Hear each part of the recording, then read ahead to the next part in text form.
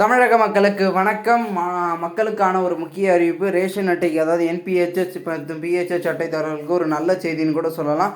அச்செய்தியை பார்த்திங்கன்னா டீட்டெயிலாக பார்க்கலாம். அதுக்கு முன்னாடி நீங்கள் நம்ம தமிழ்நாடு அறிவிப்புகள் சேனலுக்கு புதுசாக வந்தீங்கன்னா மறக்காமல் சப்ஸ்கிரைப் பண்ணி வச்சுக்கிங்க. ஏன்னா மக்களுக்கு ரேஷன் அட்டையில் என்னென்ன இலவச பொருட்கள் கொடுக்குறாங்க, எப்படி எப்படிலாம் கொடுக்குறாங்க, அதை எவ்வளோ சீக்கிரமாக போய் வாங்கலாம், எப்படி மக்கள் கவர்மெண்ட் கொடுக்குற பொருளை ஃபாஸ்ட்டாக வாங்கலாம், அப்படி இப்படின்னு நிறைய அப்டேட் நம்ம சேனலில் கொடுத்துட்டு வரோம். நீங்கள் தெரிஞ்சுக்கணும்னு நினச்சிங்கன்னா மறக்காமல் சப்ஸ்கிரைப் பண்ணி வச்சுக்கோங்க. ஓகே மக்களே, நம்ம அந்த அப்டேட்டுக்குள்ளே போயிடலாம். அந்த ரேஷன் அட்டைதாரர்களுக்கு ஒரு சில அட்டைதாரர்கள், அதாவது வறுமை கோட்டுக்கு கீழ் உள்ள அட்டைதாரர்கள் எல்லாமே பார்த்திங்கன்னா இந்த அறிவிப்பானது வரும் அப்படின்னு சொல்கிறேன். ஏன்னா ரேஷன் அட்டை வச்சுருக்கவங்க எல்லாருமே பார்த்திங்கன்னா வறுமை கோட்டுக்கு கீழே இருக்கிறவங்க தான். ஏன்னா பெரிய பெரிய ஆளெல்லாம் ரேஷன் அட்டையில் எங்கெல்லாம் வாங்கியிருக்காங்களா, அதெல்லாம் வாங்கவே மாட்டாங்க.